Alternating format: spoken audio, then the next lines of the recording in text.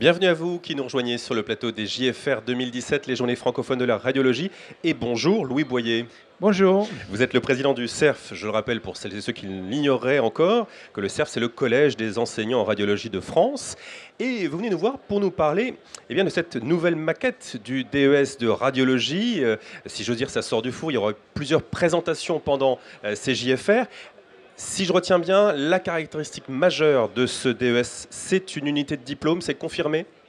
C'est la confirmation effectivement de l'unité du diplôme de radiologie. Alors c'est tout frais, tout chaud, ça sort du four effectivement, mais ça va être vite consommable puisque cette maquette va entrer en vigueur à partir du 1er novembre 2017 pour la promotion 2017 d'internes de radiologie. Donc ces internes nommés cette année vont appliquer cette maquette pour leur cursus de formation. Alors, unité du diplôme, qu'est-ce que ça signifie ? Ça signifie que notre spécialité reste unique, avec un diplôme unique qui couvre l'imagerie diagnostique et la radiologie interventionnelle et qui assure un diplôme polyvalent, quel que soit l'imagerie d'organes concernés, puisqu'en fait, comme vous le savez, les pathologies, les maladies, elles ne concernent pas un organe, elles concernent le corps entier, avec des localisations partout. Et donc, on peut envisager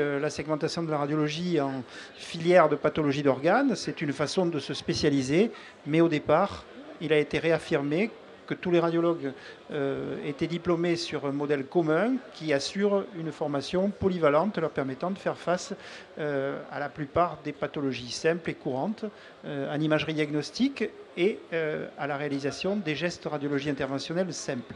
Alors, on a conservé ce diplôme unique, mais on ne refuse pas la notion de surspécialisation, d'hyperspécialisation. Ce socle unique n'exclut pas la surspécialisation pour tous. Ce socle unique ne l'exclut pas, bien sûr. Simplement, il faut se rappeler que la nuit, tous les chats sont gris, même dans les hôpitaux les plus vastes, les plus sophistiqués, les hôpitaux universitaires ou les grosses cliniques. La présence médicale la nuit est réduite et il faut que le même radiologue présent sur place puisse s'occuper d'un accident vasculaire cérébral, d'une embolie pulmonaire, d'une colique néphrétique ou d'une fracture de cheville. Donc cette transversalité doit être conservée. C'est un tronc commun de base qui est indispensable pour exercer la radiologie. Après quoi, aux heures ouvrables, pour des activités programmées, on peut développer, bénéficier d'une surspécialisation. Et cette surspécialisation, évidemment, nous l'avons intégrée dans le cursus. Ça correspond à la fin du cursus de nos étudiants, la 5e année pour l'imagerie diagnostique, c'est la phase dite de consolidation. Et en radiologie interventionnelle, pour les actes les plus complexes, c'est une option qui durera 1 an de plus, donc avec une phase de consolidation de 2 ans, qui est plus de nature à leur permettre de mieux appréhender les techniques, leur évaluation, la gestion des suites, des indications pour des actes qui se rapprochent plus d'un format de formation chirurgicale. Il y avait urgence à mettre en place cette nouvelle formation dès novembre 2017 ou il aurait été plus sage d'attendre l'année prochaine ? Comme toujours, vous savez, le gouvernement est maître des horloges. Oui.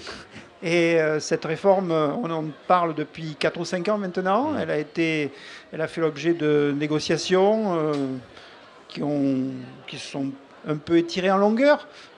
En radiologie, les choses arrivent à l'heure. La discussion, les propositions, la négociation avec les pouvoirs publics ont abouti clairement au printemps de cette année. Et la proposition de maquette est à maturité. Elle paraît applicable dès maintenant, ce qui n'est peut-être pas le cas dans d'autres spécialités et qui cause un peu de troubles dans les facultés de médecine. Mais pour les internes en radiologie, je crois que la réforme a été bien préparée avec les étudiants, les radiologues, les étudiants en médecine, les internes en radiologie, avec l'ensemble de la profession, évidemment les enseignants de radiologie, dont c'est la vocation principale, et le pouvoir public. Et cette négociation a abouti à une proposition équilibrée que je crois, quand on la connaît bien, finalement, signifie un progrès par rapport à la situation antérieure.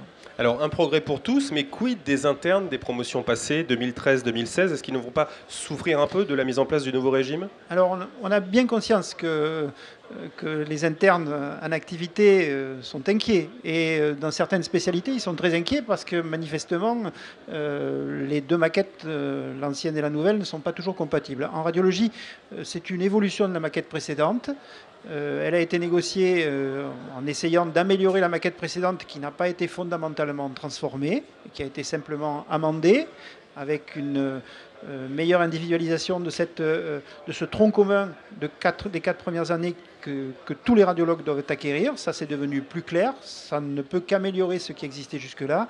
Et pour le reste, pour la suite, les choses sont mieux formalisées, mais au fond, il n'y a rien de révolutionnaire derrière tout ça. Seulement, il y a des choses qui allaient sans dire et qui maintenant vaut mieux en le disant.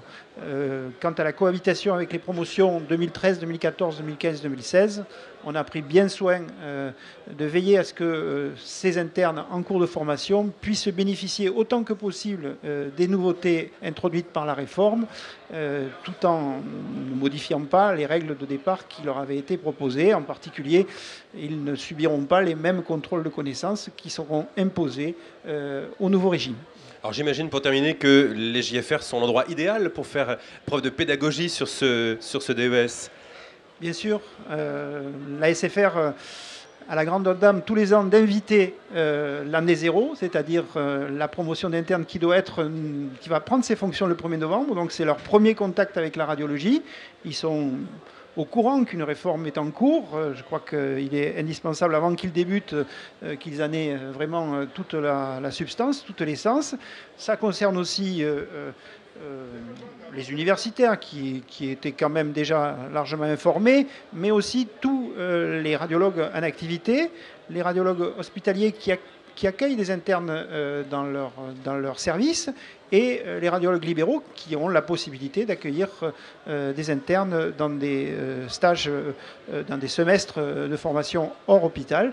Donc il est nécessaire que tous connaissent bien les nouvelles règles, qui, je le répète, sont une évolution des anciennes, connaissent aussi les modalités de formation, de préparation de ceux qui seront leurs successeurs et peut-être qui prendront soin d'eux. Parfait, merci pour toutes ces précisions sur cette nouvelle mouture du DES de radiologie. Merci Louis Boyer, excellente JFR à vous et à très bientôt pour d'autres interviews sur le plateau. Beaucoup.